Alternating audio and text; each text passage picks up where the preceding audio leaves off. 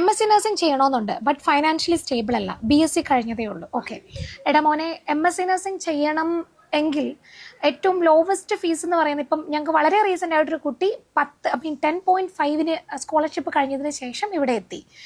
പക്ഷേ MSc nursing, masters in nursing അല്ല, മറ്റു കുഞ്ഞു ചെറിയ പ്രോഗ്രാംസ് ആണ് ആൾ എടുത്തു വന്നത്. പക്ഷെ എന്നാലും അതിനൊരു ഫൈനാൻഷ്യൽ ലയബിലിറ്റി ഉണ്ടല്ലേ. നമുക്ക് ഫണ്ട് ഇല്ലാണ്ട് മാസ്റ്റേഴ്സ് ചിന്തിക്കാൻ പറ്റില്ല.